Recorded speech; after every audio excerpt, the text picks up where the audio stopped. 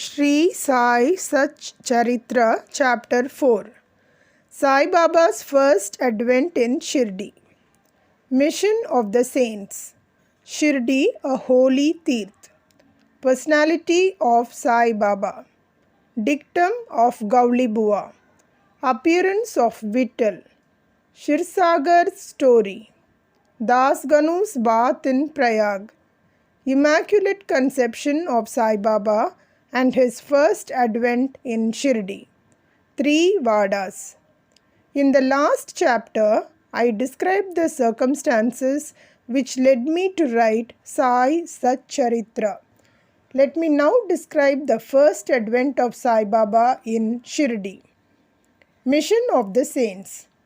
Lord Krishna says in Bhagavad Gita, chapter 4, 7, 8, that whenever there is a decay of dharma, righteousness, and an ascendancy of unrighteousness, I manifest myself for the protection of the virtuous and the destruction of the vicious, and for the establishment of righteousness, I manifest myself age after age.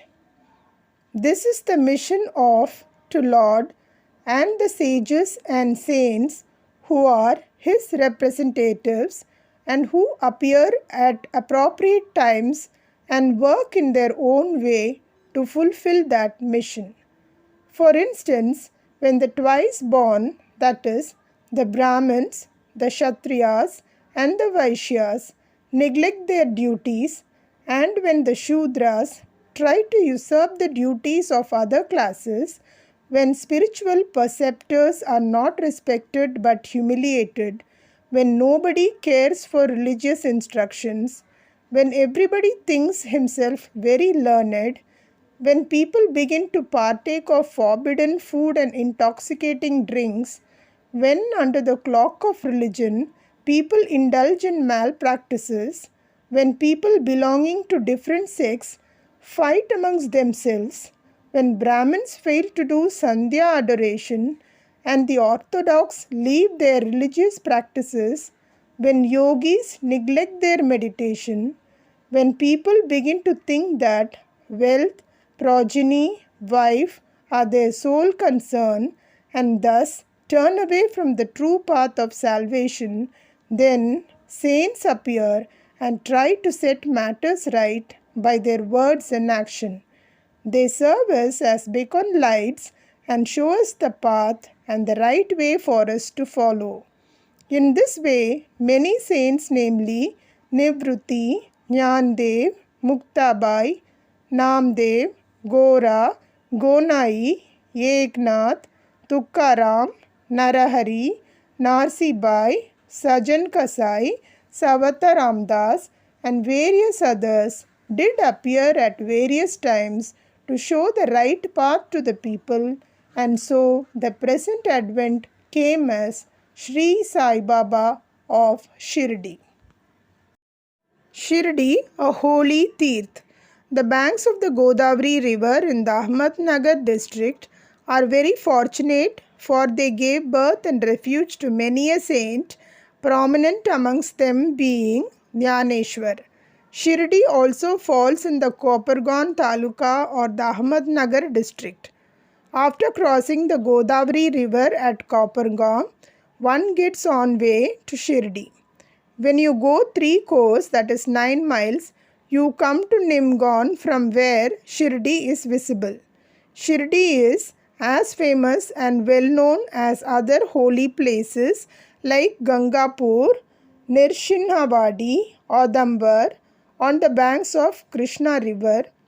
As the devotee Damoji flourished and blessed Mangalvada near Pandarpur, as Samarth Ramdas at Sajjangad, as Shri Narsimha Saraswati at Saraswati Vadi, so Sainath flourished at Shirdi and blessed it.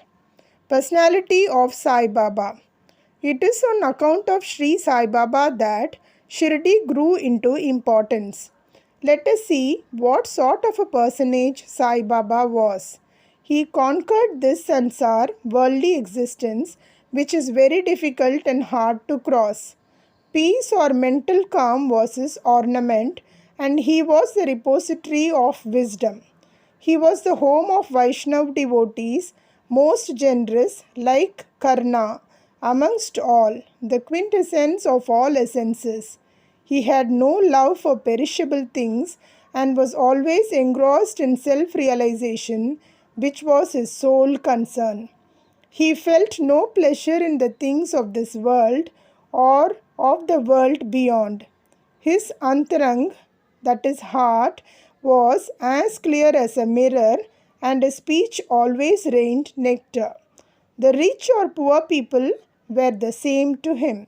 He neither knew nor cared for honor or dishonor. He was the Lord of all beings. He spoke freely and mixed with all people, watched the actings and dances of nautch girls, and heard ghazal songs.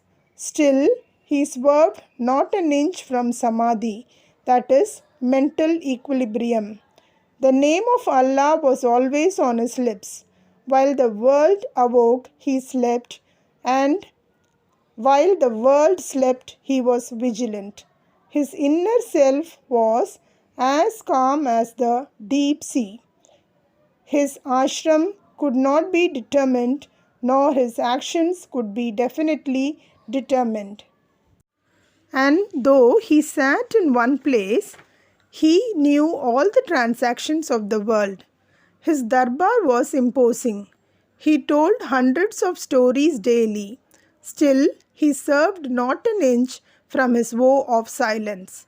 He always leaned against the wall in the masjid or walked morning, noon and evening towards Lendi and Chavadi.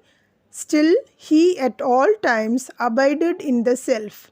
Though a siddha, he acted like a sadhaka.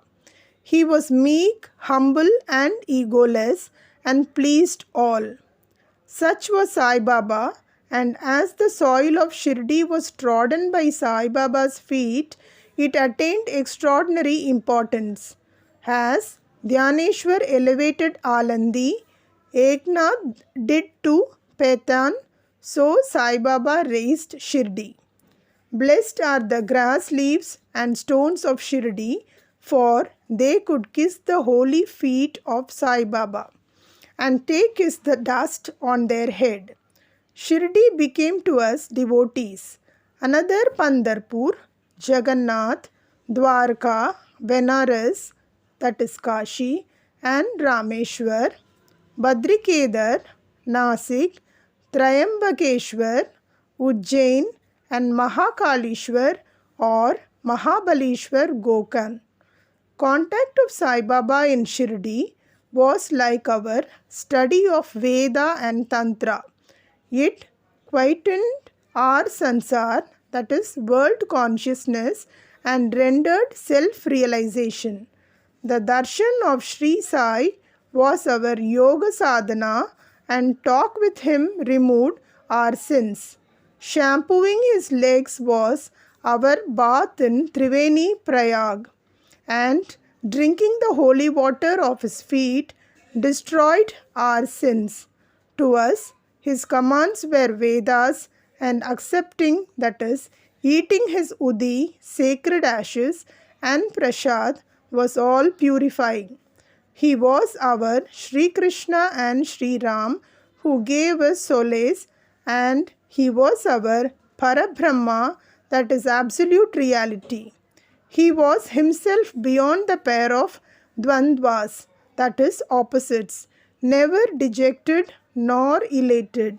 He was always engrossed in his self as existence, knowledge and bliss.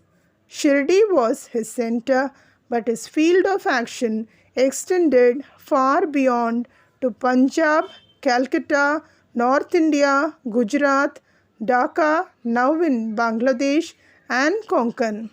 Thus, the fame of Sai Baba spread far and wide, and people from all parts came to take his darshan and be blessed. By mere darshan, minds of people, whether pure or impure, would become quiet at once. They got here the same unparalleled joy that devotees get at Pandharpur by seeing Vittal Rakumai.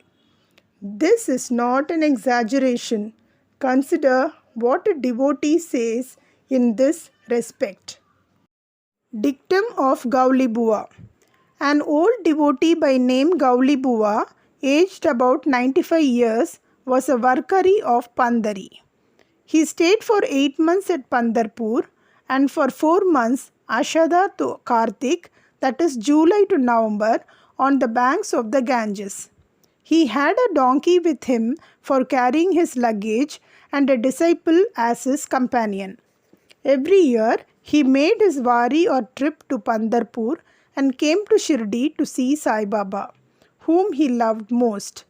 He used to gaze at Baba saying, "This is Pandarinath Vittal incarnate, the merciful Lord of the poor and helpless."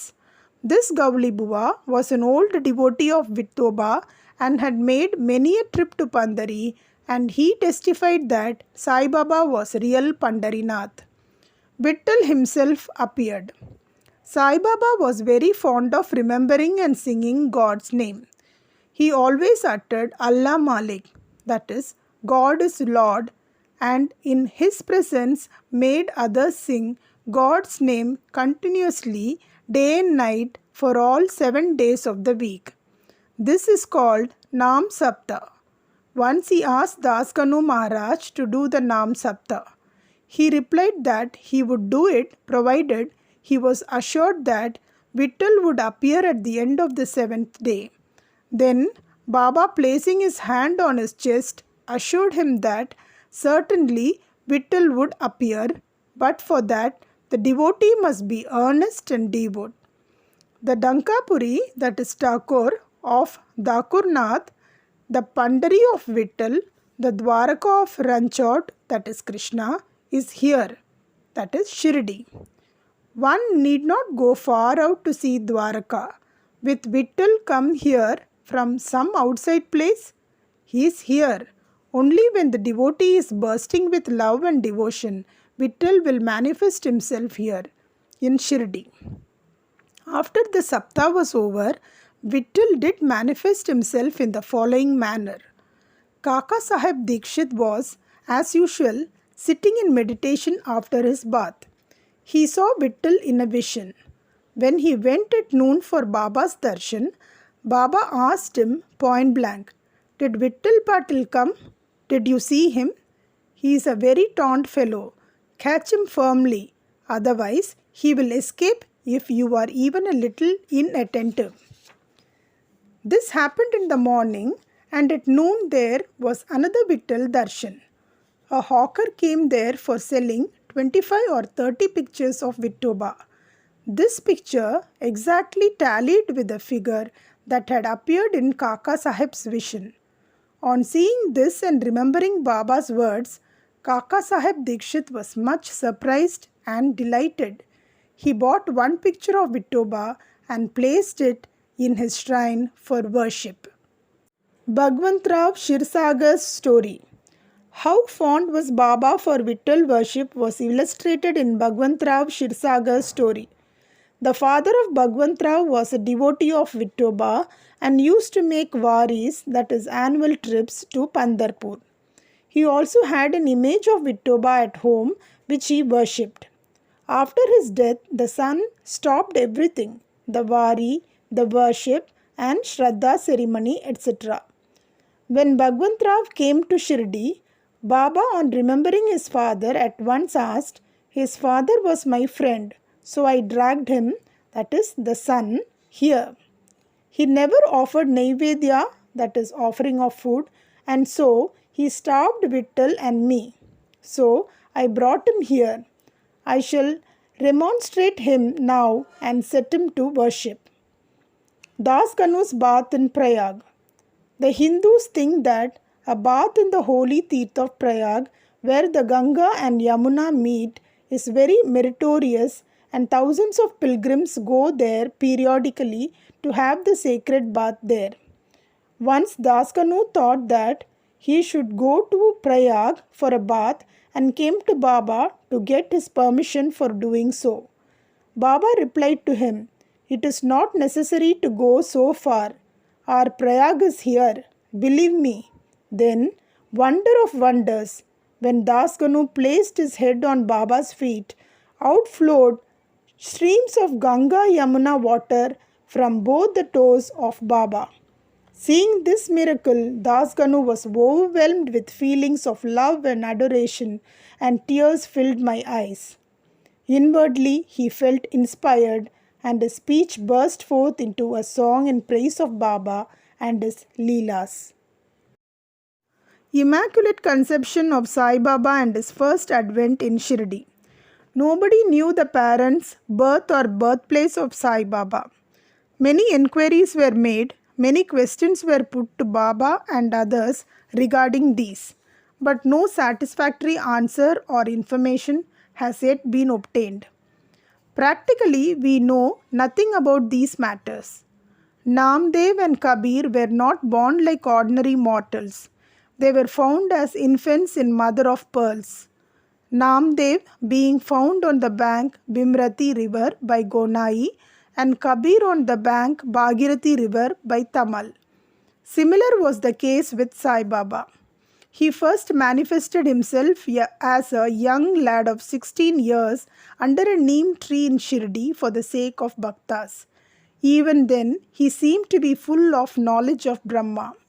He had no desire for worldly objects even in dreams. He kicked out Maya, and Mukti, that is deliverance, was serving at his feet. One old woman of Shirdi, the mother of Nana Chopdar, described him thus: "This young lad, fair, smart and very handsome, was first seen under the neem tree seated in an asan. The people of the village were wonderstruck to see such a young lad practicing hard penance, not minding heat and cold. By day he associated with none, by night he was afraid of nobody. People were wondering and asking when this young chap had turned up. His form and features were so beautiful that a mere look endeared him to all. He went to nobody's door, always sat near the neem tree. Outwardly he looked very young, but by his action he was really a great soul. He was the embodiment of dispassion and was an enigma to all. One day it so happened that God Kandoba possessed the body of some devotee, and people began to ask him, 'Deva, you please inquire what blessed father's son is this lad, and when did he come?' God Kandoba asked them to bring a big axe and dig in a particular place. When it was dug, bricks were found underneath a flat stone. When the stone was removed, a corridor was seen in which 4 samayis, that is lights, were burning. The corridor led to a cellar where cow mouth shaped structures, wooden boards, rosaries were seen. Kandoba said, 'This lad practiced penance here for 12 years. Then the people began to question the lad about this.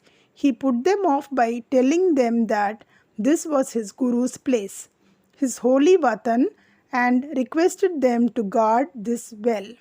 The people then closed the corridor as before. As Ashwada and Audambar trees are held sacred, Baba regarded this neem tree equally sacred and loved it most. Masapadi and other Shirdi devotees regard this site as the resting place, that is Samadhi Sthan of Baba's Guru, and prostrate before it.